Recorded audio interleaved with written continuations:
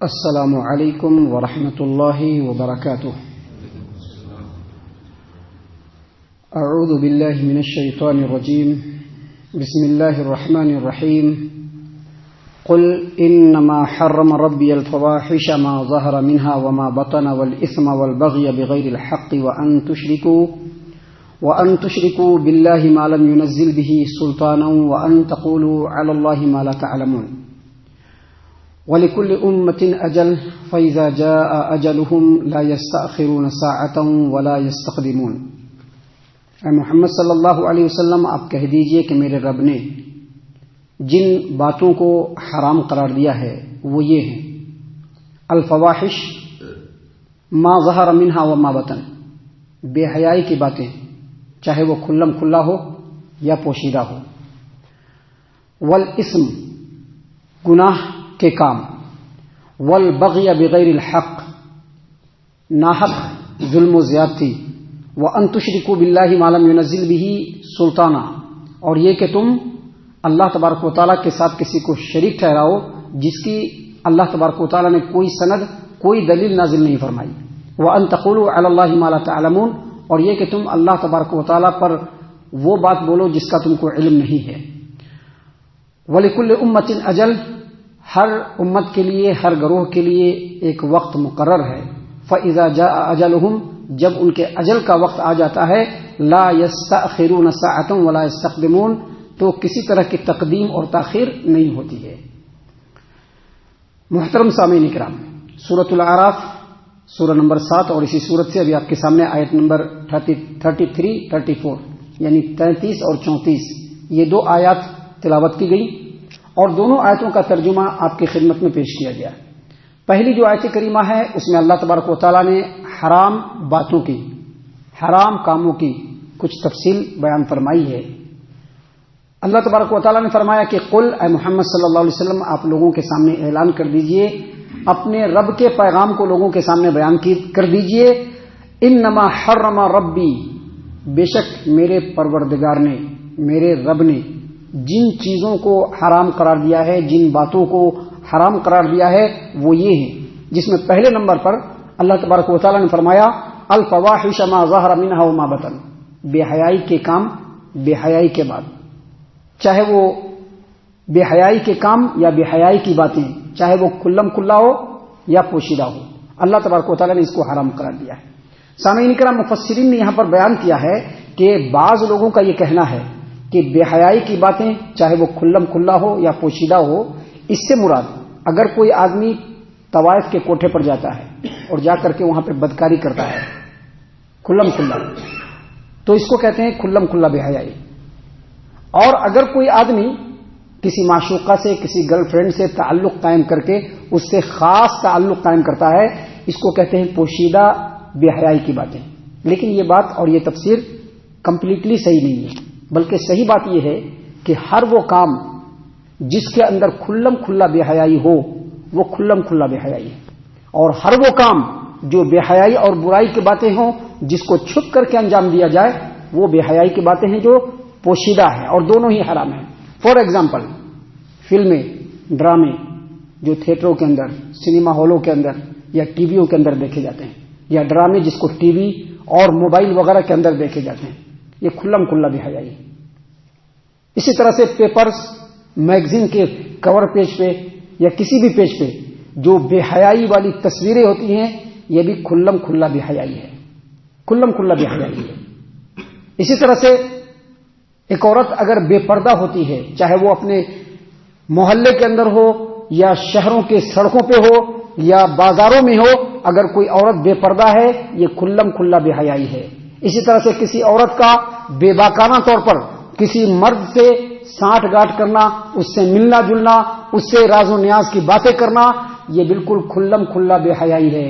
اسی طرح سے شادی بیاہ اور مہندی وغیرہ کے رسم پہ جو ہمارے سماج و معاشرے میں خاص طور سے ہوتا ہے، عام طور سے تو پوری دنیا میں ہوتا ہے، لیکن مسلم سماج و معاشرے میں بھی یہ کلنک بالکل مسلم سماج و معاشرے کے چہرے پر پت چکا ہے کہ جہاں بھی شادی بیاہ ہوتی ہے، مہندی کی رسم ہوتی ہے، ہلدی کی رسم ہوتی ہے، یا شکرانے کی رسم ہوتی ہے، یا شادی بیاہ کی تقریب منعقد کی جاتی ہے، تو اس میں خصوصی طور پر مسلمان عورتیں سج دھج کر کے آتی ہیں اور بے حیائی کا مکمل طور پہ مظاہرہ کرتی ہیں.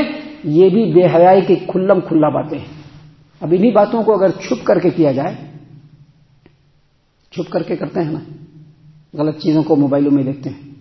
آج کل کے لڑکے خاص طور سے غلط چیزوں کو موبائل میں دیکھتے ہیں.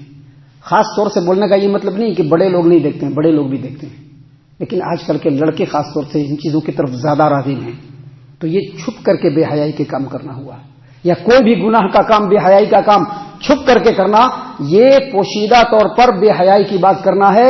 اللہ تبارک و تعالیٰ نے فرمایا کہ محمد صلی اللہ علیہ وسلم آپ لوگوں کے درمیان اس بات کا اعلان کر دیجئے کہ میرے پروردگار نے، میرے رب نے جن باتوں کو، جن کاموں کو حرام قرار دیا ہے، اس میں سے ایک کام یہ ہے کہ کھلم کھلا یا پوشیدہ طور پر بے حیائی کے کاموں کو، بے حیائی کی باتوں کو انجام دینا. اور جس کی تفصیل ہم نے آپ کے سامنے بیان کر دی، جو آج کل سماج و معاشرے کے اندر بالکل عام ہے. آج کل اس کو برائی نہیں سمجھا جاتا ہے. آج کل لوگ اس کو برائی نہیں بلکہ اس کو کلچر سمجھتے ہیں، اس کو تہذیب سمجھتے ہیں. لیکن یہ بے حیائی کی باتیں ہیں، برائی کی باتیں ہیں، جس کو اللہ تبارک و تعالیٰ نے حرام قرار دیا ہے. سامعین کرام، آگے اللہ تبارک و تعالیٰ نے فرمایا والاسم، اور گناہ کے کاموں کو بھی اللہ تبارک و تعالیٰ نے حرام قرار دیا ہے. گناہ کا کام مطلب اللہ تبارک و تعالیٰ کی نافرمانی، یہ مسلمانوں کے اوپر حرام ہے. اللہ تبارک و تعالیٰ کی نافرمانی مسلمانوں کے اوپر حرام ہے. اور گناہ کے کام کے تعلق سے ایک ڈیفینیشن اللہ کے رسول صلی اللہ علیہ وسلم نے دیا ہے. اللہ کے رسول صلی اللہ علیہ وسلم نے فرمایا الاسم ما حاک فی صدرک وکرہت ان یطلع علیہ الناس، گناہ ہر وہ کام ہے جو تمہارے دل کے اندر کھٹکے کرنے کے وقت کہ ہاں تم غلط کر رہے ہو، اور تم کو اس بات کا ڈر ہو کہ جو یہ کام ہم انجام دے رہے ہیں کہیں لوگوں کو اس بات کا پتہ نہ چل جائے. دیکھیے کتنی فطرت کی بات ہماری شریعت نے بتلائی. یہ ہماری شریعت کی حقانیت کی دلیل ہے کہ جو ہماری شریعت ہے، جو ہمارا دین اسلام ہے، یہ انسانوں کے فطرت کے بالکل عین مطابق ہے. انسان کس انداز میں سوچتا ہے، فطرت کو اس انداز میں ہماری شریعت نے لوگوں کے سامنے واضح کر دیا ہے کہ گناہ ہر وہ کام ہے کہ جس کام کو انجام دیتے وقت لوگوں کے دلوں کے اندر کھٹک پیدا ہو اور اس بات کا خوف ہو کہ کہیں لوگ اس کو جان نہ جائیں. اسی کو کہتے ہیں گناہ کا کام. اور آگے کہا اللہ تبارک و تعالیٰ نے والبغی بغیر الحق. بعض مفسرین کا کہنا ہے کہ اسم یعنی گناہ وہ ہوتا ہے جس کا اثر انسان تک محدود رہتا ہے، اور بغی جو ہوتا ہے یہ ایسا گناہ ہے جو لوگوں تک پہنچتا ہے. تو گناہ جو انسان خود کرتا ہے، والبغی اس کے ساتھ بغیر الحق کا جو لفظ ہے اس کا مطلب یہ ہے کہ ناحق کسی کے اوپر ظلم و زیادتی کرنا. اور اس کی تفصیل بہت زیادہ ہے. ہم فار ایگزامپل بتلا دیتے ہیں کہ اگر کوئی کسی کا مال غصب کر لیتا ہے یہ بھی بغی بغیر الحق ہے. کسی کا مال ہڑپ کر لیتا ہے. اب بہت سارے بھائی اپنے بھائیوں کے مال کو ہڑپ کر لیتے ہیں. دنیا میں اس کی مثالیں بہت زیادہ ہیں. بہت سارے لوگ لوگوں کے مال کو ہڑپ کر لیتے ہیں. اس کی مثالیں دنیا میں بہت زیادہ ہے. تو کسی کے چیزوں پر ناجائز قبضہ کرنا، یا کسی کا مال ہڑپ کر لینا، یا کسی کی عزت و آبرو کے اوپر حملہ کرنا، یا کسی کے اوپر بہتان بازی کرنا، یا کسی کے اوپر ظلم و زیادتی کرنا، یا کسی کے ساتھ گالی گلوچ کرنا کہ ہم ذرا پاورفل ہیں، بولیں گے، گالی دیں گے، یہ سارے کے سارے البغی بغیر الحق کے اندر آتا ہے. اور اللہ تبارک و تعالیٰ نے اس کو حرام قرار دیا ہے. آگے اللہ تبارک و تعالیٰ نے فرمایا وَأَن تُشْرِكُوا بِاللَّهِ مَا لَمْ يُنَزِّلْ بِهِ سُلْطَانًا. اور اللہ تبارک و تعالیٰ نے شرک کو بھی حرام قرار دیا جس کی اللہ نے کوئی سند نازل نہیں کی. شرک عام مسلمان کہیں گے یا علی المدد. عام مسلمان کہتے ہیں آج کی ڈیٹ میں یا علی المدد. علی کون ہے؟ اللہ تو نہیں ہے نا. علی تو اللہ کی مخلوق میں سے ایک، اللہ کی مخلوقات میں سے ایک مخلوق انسان ہے. اللہ کے رسول صلی اللہ علیہ وسلم کے چچا زاد بھائی ہیں، صحابی رسول اللہ، نبی بھی نہیں ہے. اس کے باوجود کیا کہتے ہیں؟ یا علی المدد، یا جنید البغدادی، یا غوث العظم. یہ سب شرک ہے. اور شرک جتنے بھی گناہ اور حرام کے کام ہیں ان میں سب سے اوپر آتا ہے شرک، جس کو اللہ تبارک و تعالیٰ نے حرام قرار دیا ہے. اور آگے کہا وَأَن تَقُولُوا عَلَى اللَّهِ مَا لَا تَعْلَمُونَ. اور اللہ تبارک و تعالیٰ نے اس بات کو بھی حرام قرار دیا ہے کہ تم اللہ تبارک و تعالیٰ پر وہ بات کہو جو تم نہیں جانتے ہو. ابھی آپ کو یاد ہوگا ایسے 2-3 آیت پہلے ہم نے ایک تفسیر بیان کی تھی کہ مشرکین مکہ کعبۃ اللہ کا جو طواف کرتے تھے وہ ننگے ہو کر کے کرتے تھے، اور جب ان سے پوچھا جاتا تو کیا کہتے تھے؟ اللہ نے حکم دیا ہے، واللہ امرنا بہا، اللہ نے ہم کو اس کا حکم دیا ہے۔ یہ اللہ تبارک و تعالیٰ پر ایسی بات بولنا ہے جس کا ہمیں علم نہیں ہے، یہ حرام ہے۔ گناہ ہم کریں اور الزام کس پر ڈالیں؟ اللہ تبارک و تعالیٰ پر، یہ حرام ہے۔ ان تمام باتوں کو بیان کرنے کے بعد جو اگلی آیت کریمہ ہے اس میں اللہ تبارک و تعالیٰ نے فرمایا وَلِكُلِّ أُمَّةٍ أَجَلٌ، ہر امت کے لیے ایک مقرر وقت ہے، فَإِذَا جَاءَ أَجَلُهُمْ لَا يَسْتَأْخِرُونَ سَاعَةً وَلَا يَسْتَقْدِمُونَ، جب اس گروہ کے گرفتاری کا وقت آ جاتا ہے تو بالکل تقدیم و تاخیر نہیں ہوتی ہے۔ تقدیم و تاخیر، تقدیم کا مطلب ہوتا ہے پہلے اور تاخیر کا مطلب ہوتا ہے بعد میں۔ یہاں پر اللہ تبارک و تعالیٰ نے فرمایا کہ کسی بھی امت کے کسی بھی گروہ کے تباہ و برباد ہونے کا وقت جب آ جاتا ہے تو اس وقت کے آنے کے بعد اس میں ایک رتی بھی آگا پیچھا نہیں ہوتا ہے۔ یہاں پر تقدیم اور تاخیر، یہ جو تقدیم ہے نا یہ تاخیر کی تاکید کے لیے ہے۔ مطلب کیا ہے؟ دیکھیے اس کو ایک ایگزامپل سے سمجھیے۔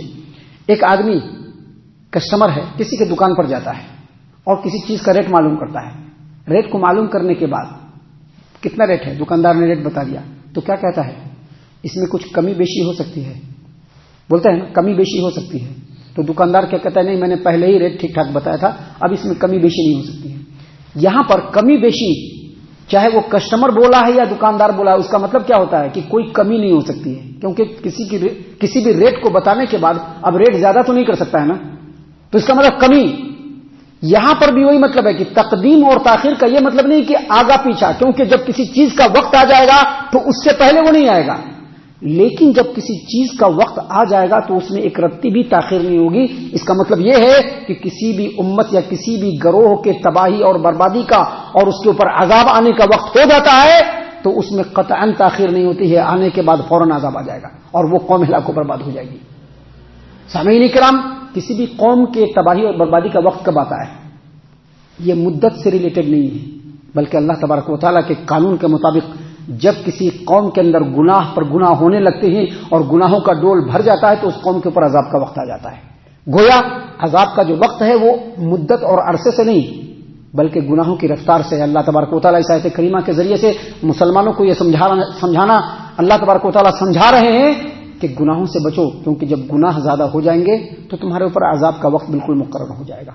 ہم اللہ سے دعا کرتے ہیں کہ اللہ تعالیٰ ہم تمام کو ان تمام باتوں کے اوپر خوب غور و فکر اور تدبر کرنے کے ساتھ ساتھ ان باتوں کے اوپر عمل کرنے کی بھی توفیق عنایت فرمائے، آمین۔